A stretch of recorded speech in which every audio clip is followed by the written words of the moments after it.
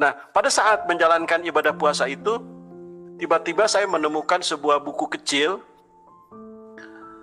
Saya tidak tahu buku itu buku apa gitu. Tapi ketika saya buka-buka buku itu, gambarnya adalah gambar karikatur. Ternyata di dalamnya ada orang berambut gondrong. Wah, jadi ketika melihat orang berambut gondrong itu, saya antusias untuk melihatnya karena bagi saya tuh orang rambut gondrong itu sepertinya maco gitu ya. Sepertinya jantan sekali gitu. Tapi ketika saya perhatikan gambar itu, di bawahnya itu ada tulisan. Kurang lebih isinya tuh begini. Karena kasih karunia kamu diselamatkan oleh iman. Itu bukan hasil usahamu, tetapi pemberian Allah. Nah, jadi setelah saya buka-buka berikutnya, ternyata buku itu adalah buku Kristen. Wih, saya sangat marah sekali. Kalau ini adalah buku Kristen, itu sebabnya ketika saya akan melanjutkan buku halaman berikutnya, saya langsung robek. Saya robek-robek dengan emosinya, dengan gemesnya gitu. Saya buang ke comberan. Comberan itu parit kecil ya. Tetapi ketika saya sudah buang ke parit kecil itu, ke comberan itu, kertas-kertasnya masih ngambang. Sekalipun itu udah robek-robek, tapi masih ngambang kelihatan. Saking bencinya saya injak-injak gitu, sampai sendal saya dengan celana saya terperosok ke dalam lumpur. Saya injak-injak itu semua sampai nggak kelihatan lagi. Ya, luar biasa, saking bencinya kepada kekristenan, bencinya kepada Yesus Kristus. Buku rohani yang ditemukan Bapak ini diinjak, ya, diinjak-injak, dihancurkan, ya. Tetapi luar biasa perbuatan kasih Tuhan, sehingga 1 tahun kemudian dia harus membayar resikonya dengan Tuhan panggil dia untuk menjadi seorang pengikut Yesus. Dan 1 tahun kemudian itu, suara atau ayat yang pernah dia bacakan itu diucapkan atau dia dengarkan di saat dia tidak berdaya. Jadi di saat dia menemukan buku rohani itu, ada salah satu ayat yang dia bacakan, dan ayat itu hidup dan berkuasa 1 tahun kemudian di bulan puasa. Tuhan berkata-kata, Tuhan berfirman, bersuara, memanggil dia dengan ayat tersebut. Jadi sungguh luar biasa. Nah, seperti apa serunya daripada Bapak dari Jawa Barat ini atau suku Sunda ini?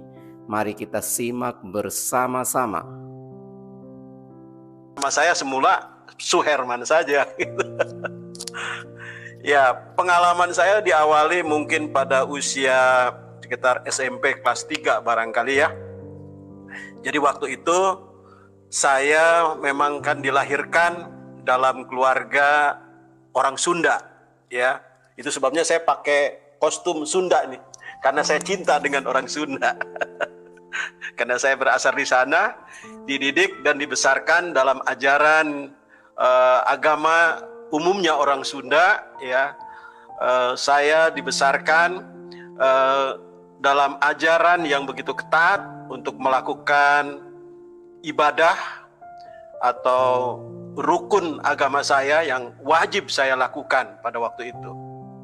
Nah, jadi waktu itu saya bulan puasa, seperti biasanya pada umumnya anak remaja mengikuti ibadah itu. Namun kemudian rupanya saya saya menjalankan ibadah agama saya waktu itu ya, menjalankan puasa, tapi rupanya saya memiliki penyakit MAH yang cukup kronis gitu ya. Karena pada waktu menjalankan ibadah itu saya sakit sekali MAH. Nah, namun demikian karena itu adalah sebuah ibadah yang wajib, artinya kalau saya lakukan mendapatkan pahala, tetapi kalau saya tidak melakukan berdosa. Karena itu wajib. Berdosa berarti saya harus masuk neraka. Jadi sekalipun saya dalam keadaan sakit seperti itu, menahan perihnya lambung saya paksakan. Karena bagi saya adalah lebih baik sakit di dunia ini daripada saya sakit seumur-umur di dalam api neraka. Nah, jadi saya takut sekali. Saya jalankan itu, ibadah itu dengan khusyuk, dengan penuh penderitaan karena mah tadi. Nah, pada saat menjalankan ibadah puasa itu, tiba-tiba saya menemukan sebuah buku kecil. Saya tidak tahu buku itu buku apa gitu. Tapi ketika saya buka-buka buku itu, gambarnya adalah gambar karikatur. Ternyata di dalamnya ada orang berambut gondrong. Wah, jadi ketika melihat orang berambut gondrong itu, saya antusias untuk melihatnya. Karena bagi saya tuh orang rambut gondrong itu sepertinya maco gitu ya. Sepertinya jantan sekali gitu. Tapi ketika saya perhatikan gambar itu, di bawahnya itu ada tulisan. Kurang lebih isinya tuh begini. Karena kasih karunia, kamu diselamatkan oleh iman. Itu bukan hasil usahamu, tetapi pemberian Allah. Nah, jadi setelah saya buka-buka berikutnya, ternyata buku itu adalah buku Kristen. Wih, saya sangat marah sekali kalau ini adalah buku Kristen. Itu sebabnya ketika saya akan melanjutkan buku halaman berikutnya, saya langsung robek.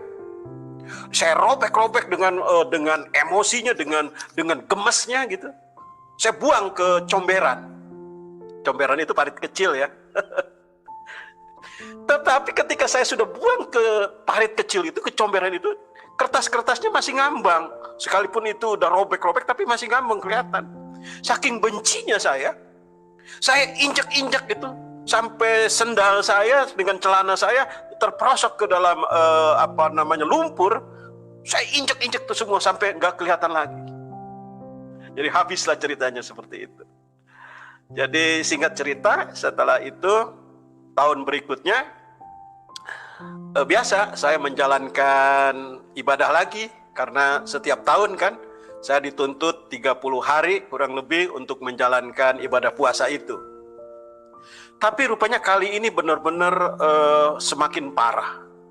Karena pada waktu saya menjalankan ibadah itu, mulai jam 11 pagi aja udah terasa tuh mahnya sakit, perih gitu. Bukan mau makan, tapi perih aja perutnya gitu. Kalau makan dan aus saya cukup kuat gitu, karena terlatih sejak lebih kecil lagi saya sudah menjalankannya gitu. Tapi perihnya mah itu nggak ketulungan. Tetapi bagaimanapun saya ingat lagi bahwa ini adalah perintah yang harus saya lakukan, yang harus saya jalankan, kalau tidak masuk neraka. Jadi karena takut masuk neraka, daripada masuk neraka, saya bilang saya paksakan itu dilakukan, dijalankan. Nah, menjelang maghrib biasa saya bersyukur bisa buka puasa, lalu saya minum air putih untuk buka puasa.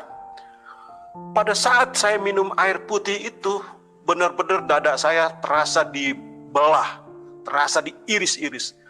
Perihnya bukan main, sakitnya luar biasa. Tapi karena maghrib itu adalah juga waktunya menjalankan ibadah lagi, sholat maghrib, saya lakukan ibadah sholat maghrib itu. Dengan rasa sakit, tetapi saya tetap menjalankannya dengan khusyuk. Namun apa yang terjadi? Ketika saya melakukan selesai ibadah itu, rupanya seluruh badan saya kesemutan dan saya pingsan. Nah, jadi pada waktu pingsan itulah rupanya terjadi sesuatu dalam diri saya. Jadi saya pingsan waktu itu dari jam 6 maghrib, selesai ibadah itu. Kemudian saya baru sadar itu kira-kira jam 10. Nah, sebelum sadar, saya itu seperti mimpi gitu ya. Tetapi juga saya mendengar ibu saya, tetangga-tetangga ada di dalam kamar saya mengurubuni saya. Mereka pegang kaki saya, mereka pegang badan saya, katanya sudah dingin semua, mungkin sudah mati. Dan saya merasa bahwa saat itu juga memang saya sudah mati.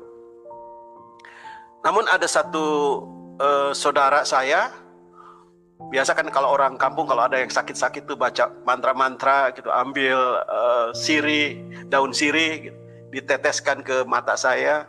Saya merasa itu pada waktu diteteskan ke mata saya, karena sirih itu kan agak panas barangkali ya, atau agak sepet gitu, terasa ke mata saya. Kemudian saya bisa membuka mata, saya bisa melihat orang-orang di sekitar.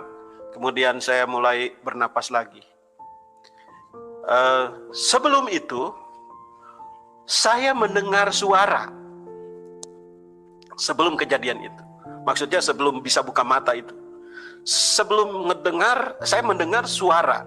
Suaranya berbunyi begini: karena kasih karunia kamu diselamatkan oleh iman, bukan hasil usahamu seperti ini.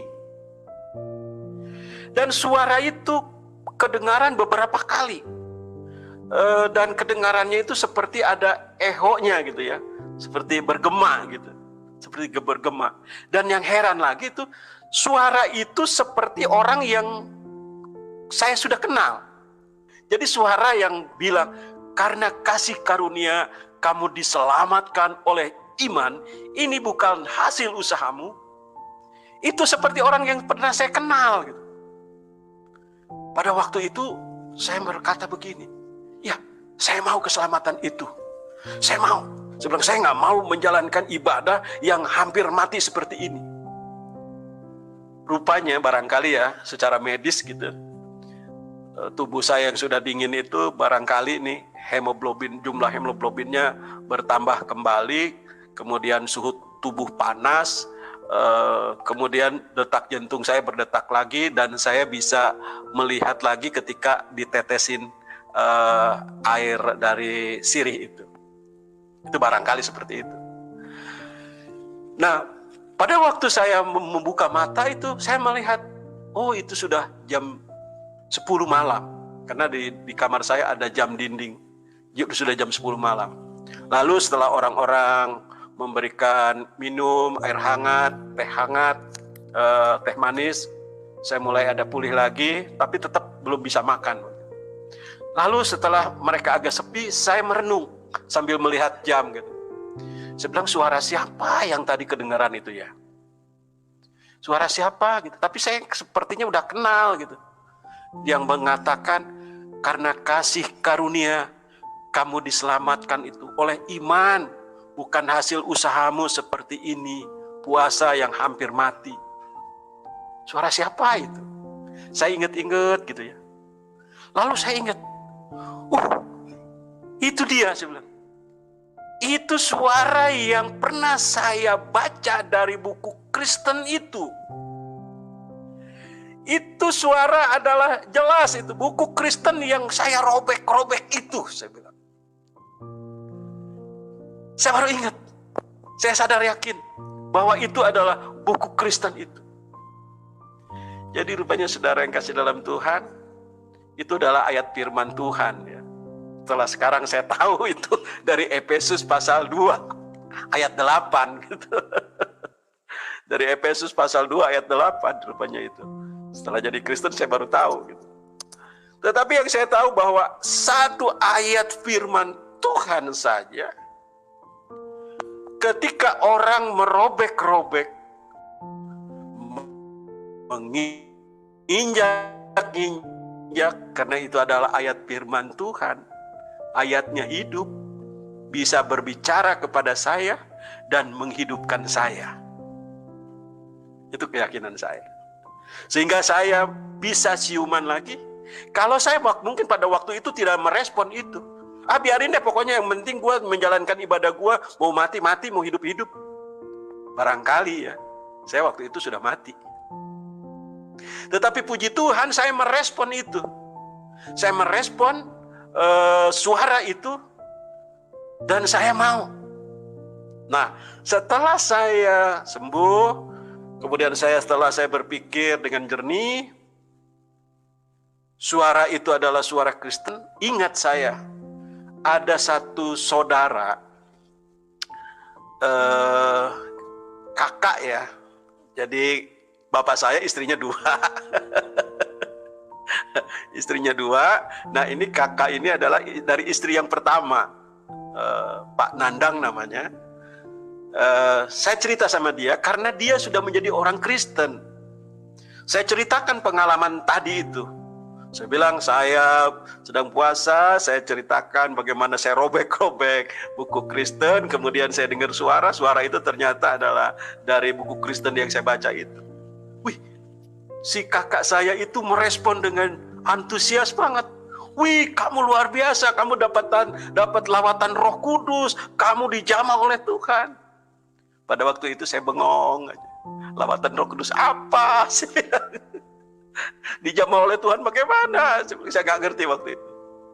Tapi dia begitu antusias dan begitu merespon terhadap kesaksian saya itu, sampai dia mengirimi beberapa buku. Karena waktu itu dia tinggal di Jakarta, saya kan di kampung, di Sukabumi. Nah, dia kirimin buku ke saya, buku-buku. Dikirimin buku lagi. Saya buku kecil aja saya robek-robek. Ini dikirimin buku banyak-banyak lagi. Buat apa? Saya nggak mau baca. Saya taruh aja. Kebetulan ada kotak. Biasa tempat bapak saya dagang pakaian. Kotak itu besarnya kira-kira 0,5 meter kali 1 meter gitu. Sampai penuh. Dikirimin buku terus sama dia. Satu waktu dia pulang ke kampung. Pada waktu saya ada di rumah, saya biasa ngaji, ya pulang ngaji malam-malam saya lari-lari takut, padahal udah remaja ya, karena melewati pohon manggis yang rindang gitu, dan sering diceritakan bahwa ada kuntilanak. Padahal saya sudah baca ayat kursi, tetap aja saya takut gitu. Ayat kursinya masih ingat sedikit-sedikit, Allahu la ilaha illallah. Sedikit gitu ya. Tanya sama kakak saya, kenapa kamu lari-lari? Saya bilang, saya takut kuntilanak. Karena sering diceritakan bahwa ada kuntilanak. Saya bilang, tadi saya sudah bacaan, artinya baca ayat kursi itu, tapi saya masih takut. Lalu dia bilang gini katanya, kamu katanya mau nggak dikasih mantra sama saya supaya nggak takut? Saya bilang mau dong, mantra, diajarin mantra. Bagaimana mantranya? Besok aja. Enggak, saya bilang sekarang aja mantranya, ayo cepet. Mantra Kristen kayak gimana? Saya tahu karena dia orang Kristen, jadi saya bilangnya mantra Kristen. Nah besoknya dia baru ajarin saya mantra itu. Mantranya itu bunyinya begini. Dalam nama Yesus ada kemenangan. Rupanya setelah sekarang jadi Kristen saya tahu itu lagu-lagu sekolah minggu gitu. Tapi karena saya itu anggap adalah mantra, pada waktu saya pulang ngaji gitu, saya baca itu mantra itu, dalam nama Yesus, di bawah pohon manggis yang biasanya saya takut itu, tidak ada rasa takut.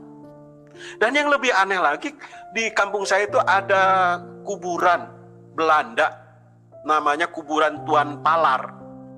Kuburan Belanda itu paling angker. Jadi orang kalau lewat situ, apalagi malam hari, suka ada penampakan macam-macam gitu. Ada perempuan lah, macam-macam pokoknya. Sehingga orang tidak berani melintas kalau udah maghrib itu udah nggak ada berani lewat. Tapi saya ingin jajal ilmu kesaktian saya bilang. Dengan dalam nama Yesus tadi. Saya berjalan dalam nama Yesus, nggak ada takutnya saya. Dan nggak ada penampakan apapun. Yang ada hanya rumput-rumput biasa, ada tiupan angin biasa saja, nggak ada apa-apa. Gitu. Nah, jadi saya merasa bahwa, saya bilang, hebat ya mantranya orang Kristen. Nah, jadi setelah saya mendapatkan mantra itu, saya sering gunakan pulang malam kemana-mana, gunakan terus itu. Mantra itu dalam nama Yesus ada kemenangan. Dengan tidak sadar rupanya mantra itu sering saya gunakan di sekolah. Waktu itu saya sekolahnya adalah di sekolah Muhammadiyah di Karangtengah Sukabumi. Jadi waktu saya ada camping malam-malam gitu, kan namanya camping malam-malam harus lewatin hutan gitu kan, takut, tapi saya gunakan itu gitu. Orang-orang mulai tanya-tanya sama saya, lu pakai apa-apaan tuh? Pakai ini mantra-mantra Kristen. Saya bilang iya, tapi gue jadi nggak takut. Nah, pada waktu ujian, Saya ingat itu mata pelajaran kemuhammadiyahan, ada pertanyaan begini. Menurut Anda, siapakah Nabi Isa itu? Kemudian, siapakah juga Nabi Muhammad itu? Jadi pada waktu menjawab siapakah Nabi Isa itu, bukan seperti yang diajarkan oleh guru, tapi apa yang saya alami. Saya bilang Nabi Isa itu adalah juru selamat yang telah menghidupkan saya. Seharusnya saya mati karena saya menerima keselamatan dari Yesus. Saya bilang, saya jadi hidup lagi. Kemudian blak-blak dan seterusnya, benar-benar menurut pengalaman saya. Lalu siapakah Nabi Muhammad? Nah, ketika Nabi Muhammad, karena waktu itu saya ada kekesalan sama guru kemuhammadiyahan itu, kesalnya tuh begini, ujian itu nggak ada dalam pelajaran gitu, tapi kok ada diujikan, itu kesel saya. Jadi saya menulis maunya saya gitu, dengan rasa marah sama guru, saya menuliskan tentang Nabi Muhammad gitu. Saya kesel gitu. Nah, setelah itu saya dipanggil oleh kepala sekolah. Kenapa kamu menulis bahwa Isa Al-Masih itu juru selamat sebagai Yesus yang menghidupkan kamu? Ya saya jawab dengan pengalaman saya. Saya kan udah begini-begini seperti yang tadi itu. Saya jelaskan bagaimana saya tadinya hampir mati gara-gara menjalankan ibadah puasa. Saya bilang, sekarang saya hidup lagi karena saya dengar suara Yesus dan saya mau ikut Yesus. Jadi kepala sekolah marah sekali, guru-guru di situ marah sekali sama saya, dan saya rupanya akan dikeluarkan. Pada waktu akan dikeluarkan itu, saya buru-buru hubungi saudara saya yang di Jakarta itu, yang Kristen itu. Saya bilang, saya ada masalah nih. Setelah saya pakai mantra dari kamu, kemudian saya pakai ujian di sekolah, saya memberikan kesaksian hidup saya. Justru saya mau dikeluarkan dari sekolah ini. Dan kemudian saya juga agak bandel waktu itu di sekolah. Ada masalah, sering berantem dengan orang, pukul orang gitu kan. Akhirnya saya dikeluarkan dari sekolah, tapi saya udah langsung diterima sama kakak saya di Jakarta. Udah kamu kesini aja, katanya, kamu sekolah di sini. Pada waktu saya tinggal di Jakarta, sekolah saya sore. Sekolah saya di Semia Purnama. Waktu itu kan pindahan saya jadi ke sana. Saya kelas 3 di sana. Pada waktu pindahan itu, saya sekolah paginya bengang-bengong, kata kakak saya, kamu mau nggak kerja? Saya bilang, kerja apa? Ya daripada kamu nongkrong-nongkrong gitu, katanya kerja, bantuin bersih-bersih di kantor. Wih, saya bilang, mau lah, cuma bersih-bersih aja, nyapu, ngepel gitu, bisa kok. Jadi pagi-pagi saya kerjalah di kantor itu, nyapu, ngepel gitu. Setelah itu siangnya baru saya sekolah gitu kan. Sekolah. Nah rupanya saya nggak tahu kalau kantor itu adalah kantor Lembaga Pelayanan Penginjilan. Namanya Yayasan Lembaga Literatur Kristen Indonesia, YALKI singkat. EHC, Eprihum Crusade. Orang-orang di situ setiap hari nginjilin saya. Setiap hari memberikan kesaksian keselamatan dalam Yesus. Saya nggak respon sedikit pun dari mereka itu. Saya nggak respon sedikit pun karena saya masih tetap bahwa sekalipun saya udah pernah pakai mantra Kristen, sudah yakin ingin ikut Yesus, tapi rasanya saya nggak mau dengar apa yang mereka ucapkan karena rasanya tidak sesuai dengan hati nurani saya gitu. Satu waktu kakak saya yang Kristen ini kan biasa kalau hari Minggu suka ke gereja. Saya bilang, ikut dong gue ke gereja. Si kakak ini dasar malas. Dia bilang katanya, kalau lu mau ke gereja, nih katanya, dari sini lu naik ke Manggarai. Nanti dari Manggarai naik jurusan Kawi Ratna, naik bis. Ini nomor sekian, nanti lu turun di Jalan Guntur. Ada di situ gereja baptis, katanya, lu cari aja di situ. Jadi kakak saya itu bukan dorong saya ajak ke gereja, justru saya yang mau ke gereja. Sama dia cuma dikasih alamat gitu. geblek juga itu kakak. Tapi saya pergi juga. Saya pergi dengan senang hati. Dapat alamat gereja. Saya bilang, ini saya pengen tahu di gereja kayak apa. Satu waktu di gereja datang, mereka ya disambut tapi ya dingin aja gitu. Ya mungkin dipikir anak pemuda yang cuma tampangnya juga tampang kampungan, mungkin nggak begitu respect lah gitu ya, biasa aja gitu.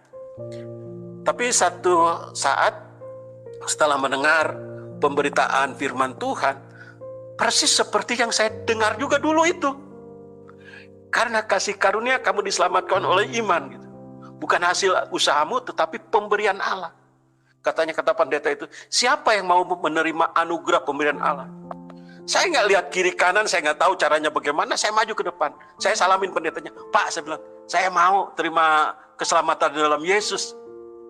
Pendeta itu dulu namanya Pendeta Immanuel Suparman ya, dari gereja Baptis Getsemani di Jalan Guntur 52, saya masih ingat banget. Dia respon saya, diajak duduk, diajak berdoa. Oh, senang sekali pendeta itu menerima saya. Kemudian tanya-tanya sama saya setelah ibadah, tanya-tanya. Katanya, nanti kamu kalau mau belajar datang sama saya ya. Saya bilang, saya mau Pak. Jadi saya belajar sama beliau. Saya kepengen buru-buru dibaptis, kayak ingin jadi Kristen gitu. Karena saya sudah merasakan bahwa ya, jadi saya pergi ke gereja itu setelah dengar firman Tuhan, rupanya firman Tuhannya itu sama seperti yang saya dengar. Karena kasih karunia kamu diselamatkan oleh iman gitu. Itu bukan hasil usahamu, tetapi pemberian Allah. Lalu pendeta itu menantang, siapa yang mau terima anugerah keselamatan dalam Yesus? Saya tanpa melihat kiri kanan, saya langsung maju ke depan, saya salamin pendetanya itu.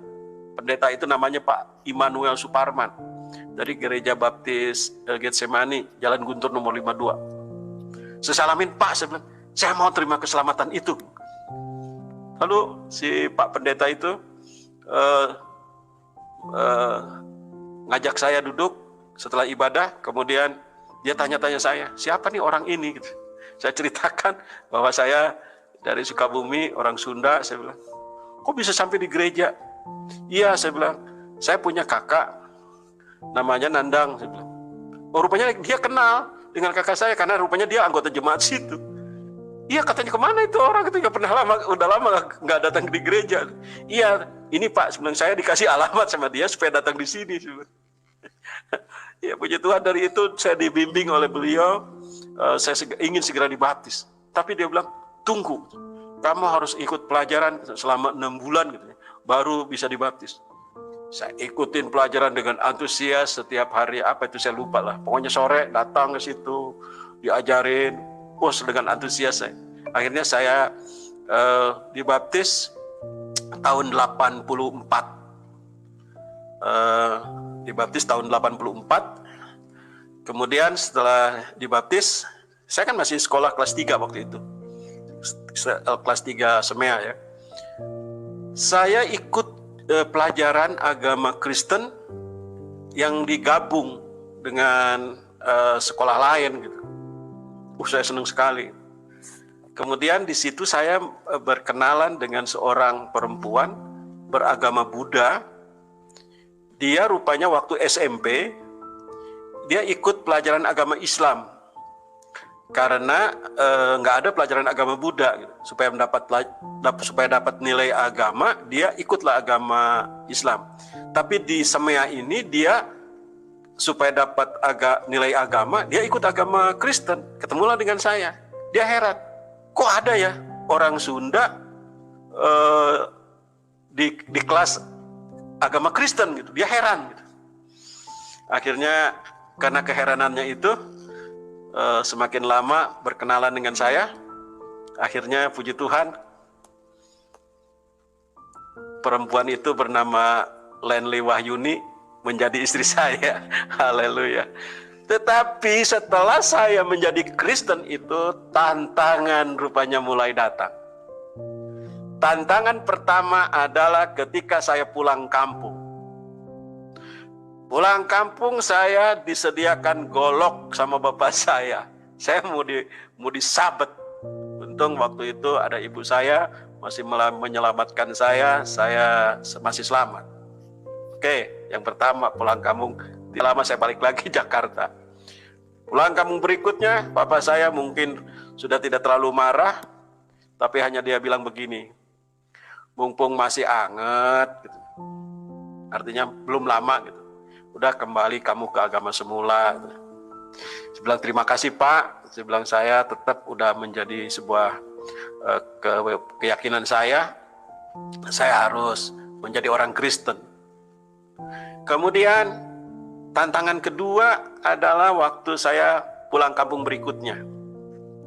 Jadi waktu itu ada teman yang mau khataman. Khataman itu adalah selesai membaca Al-Quran. Biasanya kan ada perayaan gitu ya. Jadi saya diundang karena teman dekat ini sama-sama juga teman ngaji untuk untuk menghadiri acara ini. Saya dengar dari belakang rumah tuh ada yang bisik-bisik gedebak-gedebuk nggak karuan. Rupanya itu adalah ada orang-orang yang ingin bunuh saya. Tapi saya dengan hikmat Tuhan, saya sengaja ngomong sama bapak saya teriak-teriak, Pak, ini saya izin dulu ya. Saya bilang saya mau ke khataman. Jadi ke acara teman yang, saya bilang saya mau ngaji. Jadi rupanya karena teriakan itu dan saya benar-benar pergi ke tempat khataman dan saya ikut ngaji di situ. Saya udah Kristen, tapi ikut ngaji. Ikut ngaji, rupanya saya lolos dari maut. Lolos dari maut karena ya hikmat dari Tuhan gitu, saya dikasih gitu. Saya ngaji. Selesai itu, saya satu waktu lagi balik lagi ke kampung lagi. Pada waktu ini adalah saya izin mau nikah. Jadi saya izin mau nikah dengan seorang wanita Cina, keturunan Chinese. Saya izin sama bapak saya untuk minta berkah lah dari orang tua gitu. Dia tanya sama saya baik-baik. Dia sebenarnya udah dengar kalau saya akan menikah dengan orang Chinese gitu. Katanya, dengan siapa kamu akan nikah? Saya bilang dengan orang Cina. Bapak saya sudah kelihatan marah gitu. Kemudian dia tanya lagi, oh agamanya apa? Saya bilang agamanya sama dengan saya, Kristen. Dia langsung naik pitam. Apa? Udah Cina, Kristen lagi. Sabodo amat, sabodo teing. Jadi terserah lu dah gitu. Bahkan dia ngancam sama saya. Udah setelah ini kamu jangan balik lagi ke sini. Kamu semualah pokoknya saya maklumin bapak saya marah sekali. Tapi karena saya yang penting bagi saya adalah udah izin. Tetapi ada yang aneh lagi juga. Sebelum saya bicara sama bapak saya ini, kan saya juga sebenarnya di Jakarta ini kan harus melamar juga kan dengan calon mertua gitu kan. Pada waktu saya datang melamar itu, mungkin bukan maksud melamar lah, saya sendiri gitu. Calon mertua tuh tanya sama saya, kamu udah kerja? Pada waktu itu saya kan udah selesai kuliah, selesai sekolah, menjelang kuliah, saya udah kerja. Sudah. Kamu asal dari mana? Saya bilang Sukabumi. Orang apa? Orang Sunda. Saya bilang. Oh enggak deh. Maaf ya, orang Sunda itu pemalas. Orang Sunda itu tukang kawin. Nanti anak saya kamu nikahin, terus kamu malas, kamu ceraikan. Maaf ya, tutup pintu, suruh pulang saya.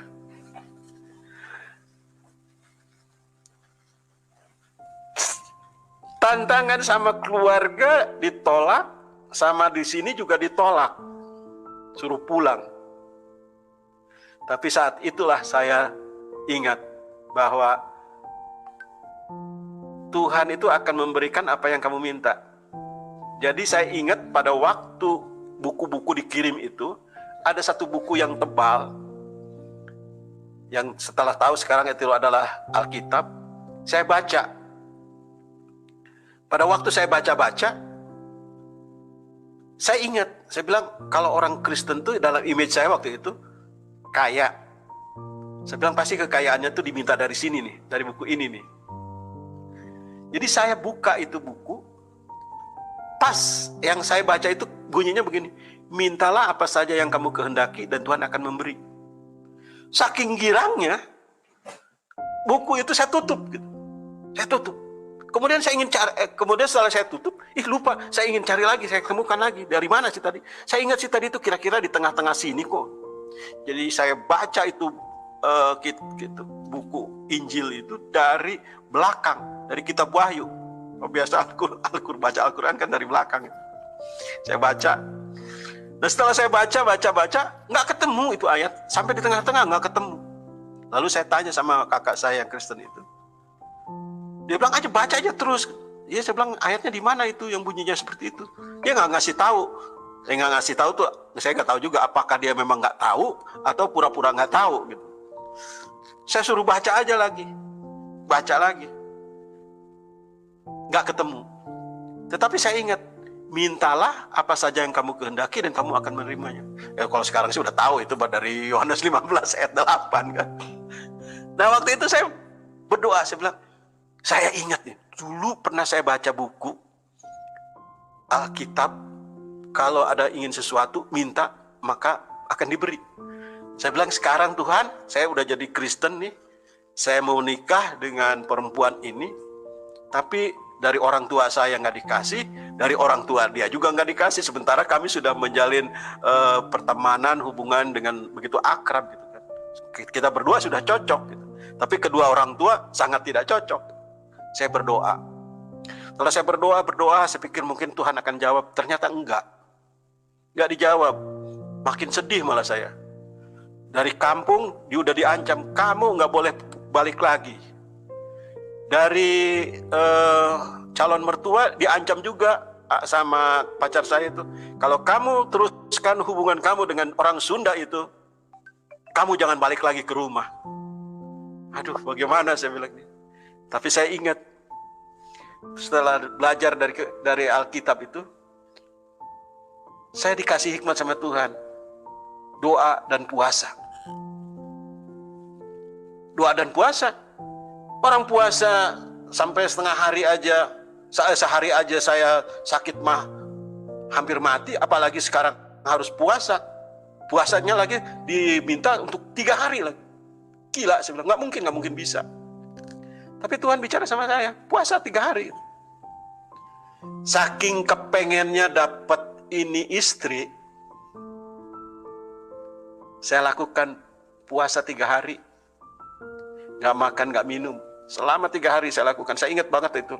Dimulai saya dari hari Jumat, buka-buka hari Minggu sore. Saya puasa. Apakah mah saya sakit? Di sini luar biasanya. Mah saya nggak terasa sama sekali. Nggak tahu itu. Nggak terasa sama sekali ada sakit mah. Cuman lemes aja biasa, lemes biasa gitu. Agak lunglai badan. Tidur kadang ya bangun lagi sebentar, saya pikir udah pagi, nggak taunya masih malam gitu.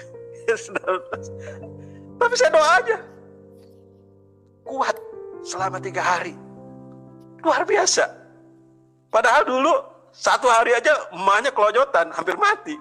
Sekarang justru doa 3 hari. Nggak mati saya. Nggak sakit mah. Cuman lemes aja. Setelah doa apakah dijawab? Tidak ada tanda-tanda, malah pacar saya minta putus. Udahlah putus aja. Makin menderita saya.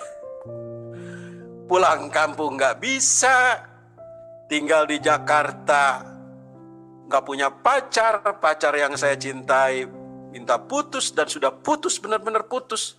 Dihubungin juga nggak bisa, disuratin nggak dibalas, didatangin nggak boleh, menderita saya. Tetapi di sementara penderitaan itu, saya tetap berharap sama Tuhan. Dan saya yakin, Tuhannya orang Kristen yang sudah saya imani sekarang itu Tuhan yang hidup. Tuhannya orang Kristen itu adalah janjinya ya dan amin. Seperti yang dijanjikan dalam Yohanes pasal 15 ayat 8 tadi, apa saja yang kamu minta akan diberikan. Kalaupun sekarang belum diberikan itu istri, belum diizinkan oleh calon mertua, saya yakin satu saat pasti akan terjadi. Sudah selang mungkin beberapa bulan, tiba-tiba di kantor berdering ada telepon. Halo, bisa bicara dengan Pak Suherman? Saya sendiri, saya nggak kenal suara itu, siapa perempuan. Oh kamu ya, ini kamu siapa? Lenly gitu. Wah, saya bilang nih tanda-tanda ajaib nih. Saya udah girang baru terima telepon aja. Dia ngajak ketemuan, dia ceritakan bahwa katanya orang tuanya udah setuju. Hah? Beneran? Iya sudah setuju. Terus kamu mau balikan? Iya mau. Haleluya, luar biasa. Keajaiban pertama terjadi. Orang tuanya udah setuju. Si pacar saya mau balikan lagi sama saya. Tinggal dengan orang tua saya. Pada waktu itu saya ingat banget Natal pertama di sekolah. Pada waktu acara Natal itu sudah janjian kita mau pulang bareng. Saya sudah calling sama kakak saya bilang tolong nanti anterin gue ya, bawa mobil mau nganterin cewek gue. Kakak saya udah datang bawa mobil mau anterin saya. Tahu-tahu si pacar saya ini pulang duluan, nggak bilang-bilang sama saya. Saya cari nggak ketemu. Saya kecewa lagi. Saya bilang ya Tuhan, tadi katanya udah setuju orang tuanya, kok sekarang pulang.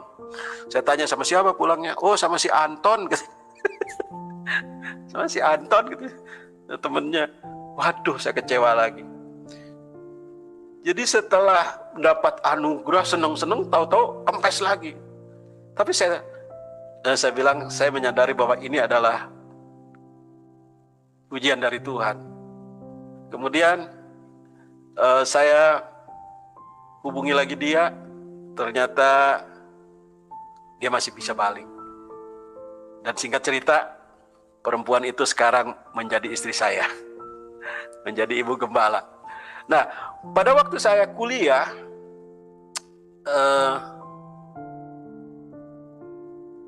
saya waktu itu kuliah di STKIP Purnama. Jadi pada waktu semester 5 kalau tidak salah, harus semester 3 harus registrasi. Saya minta tolong sama saudara, saya bilang tolong bayarin registrasi saya. Saya bilang saya nggak bisa datang ke kampus. Tahu-tahu dari kampus dibilang nggak bisa katanya. Kamu harus diskor selama 1 semester. Aduh, saya bilang saya udah mati-matian untuk kuliah, tapi harus diskor. Tiba-tiba pada waktu diskor itu adalah satu teman. Kamu mau nggak katanya sekolah Alkitab?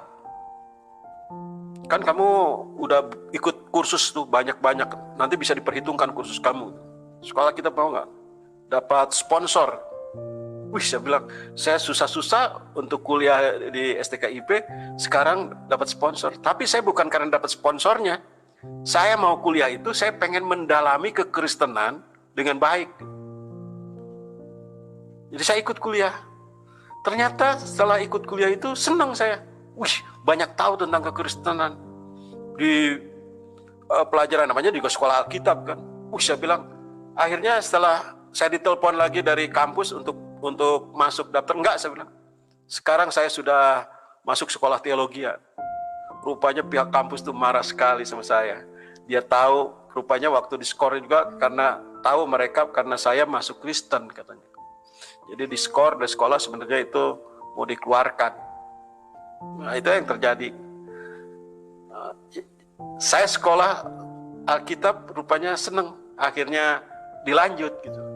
Nah setelah sekolah lanjut, kemudian setelah selesai menikah, kemudian orang tua masih tetap belum menerima saya. Orang tua saya, kalau orang tua istri sudah welcome, udah boleh menikah.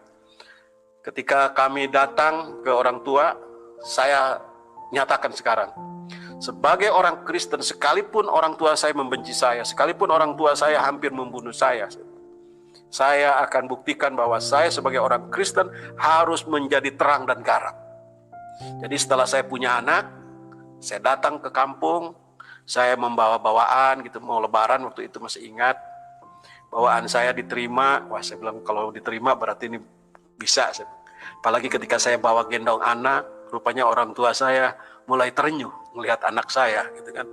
Akhirnya bapak saya terima saya. Puji Tuhan, haleluya. Nah, pada waktu mau lebaran itu, bapak saya agak kesal dengan cucu-cucunya. Karena rupanya cucu-cucunya itu udah pada punya suami, punya anak, tapi masih ngerongrong ke bapak saya, ke kakeknya.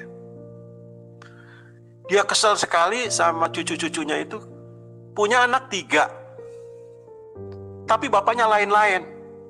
Anak pertama bapaknya ini, anak kedua bapaknya si ini, anak ketiga bapaknya si itu. Tapi giliran mau lebaran, gak ada satupun yang bertanggung jawab. Kesel bapak saya.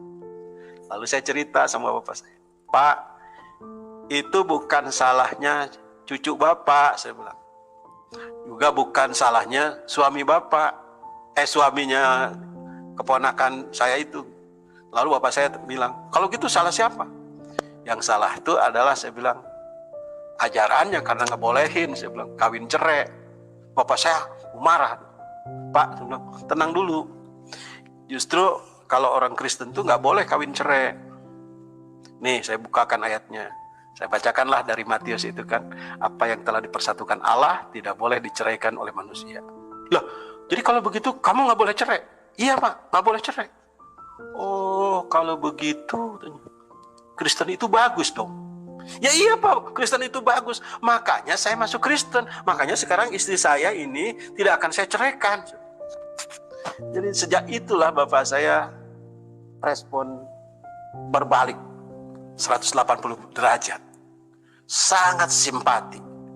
Dan sejak saat itu bapak saya, setelah saya terus doakan, dia menerima Tuhan Yesus sebagai Tuhan dan Juru Selamat.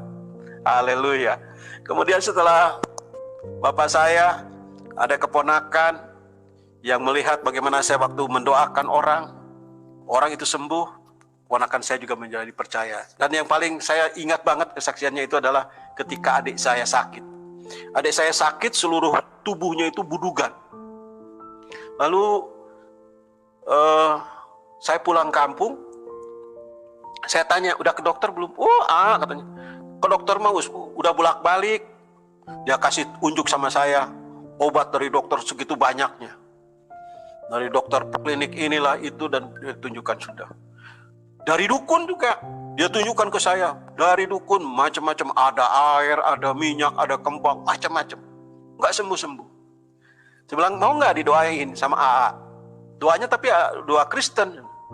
Ya mau, mau doa Kristen mau apa kayak, yang penting saya sembuh. Oke, saya doakan ya. Jadi saya berdoa dalam nama Tuhan Yesus, tapi dalam bahasa Sunda.